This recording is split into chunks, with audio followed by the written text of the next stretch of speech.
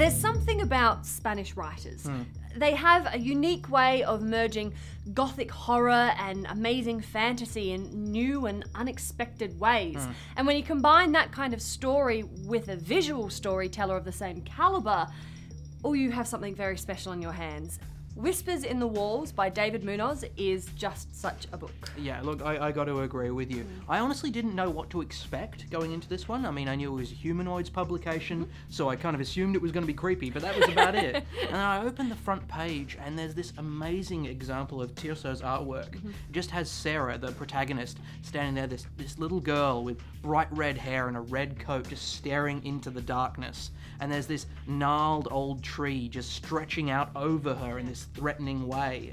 Amazing. And I was in from that point. I know, it's so amazing. And that one initial page tells you so much about this story. And what a story it is. 1949, Czechoslovakia.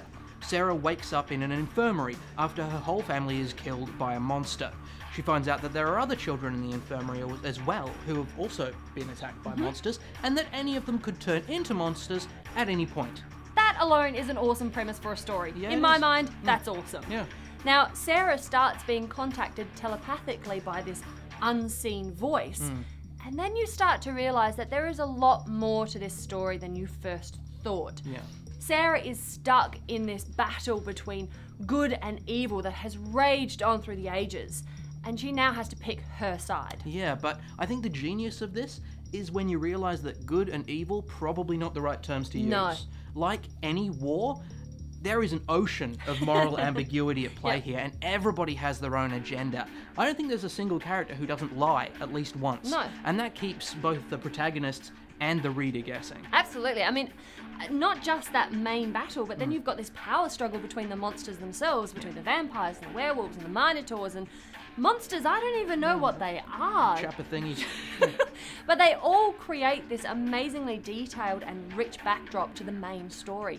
But you never feel overwhelmed by the amount of information or monsters. Yeah, I think that's because the characters are so well realised, honestly. They have these textured and believable personalities that really make you create an emotional contact. I certainly did with all of them. I mean, like or loathe any of these characters, you will care about. And the amount of twists and turns that happen in this book with the overarching conspiracy, you're probably going to feel both emotions about every single character. Except for Sarah. You can't help but love Sarah. Yeah, I mean, this adorable little cute as a button little girl with a signature red coat, she's just, at the start of the story, you just love her because she's just so cute and gorgeous. Just with the curls. But as she kind of progresses through the story, you realise how strong and resolute she actually is. And you just love her even more. Yeah, but you're right though, you love her instinctively, and I think the visual cues in this story are just spot on throughout. Everything is spot on in this story. There is not a single thing that I dislike about Whispers in the Walls. The story, fantastic. The art, amazing. Javier Montes, who did the colours, just created this beautiful, rich and varied palette that just added another layer to this story. Oh, I love it. Yeah, so I'm pretty confident saying you're going to give this a buy. Oh, buy definite. Monster size buy from Sonya. Okay, well look. Love it. Again, I do really agree with you on this one. There's honestly not really anything I can criticize on this, and you know I hate that. I love to criticize. So I couldn't find anything in this one. I enjoyed every page, from the cover right through to there's a selection of concept art by different artists at the end.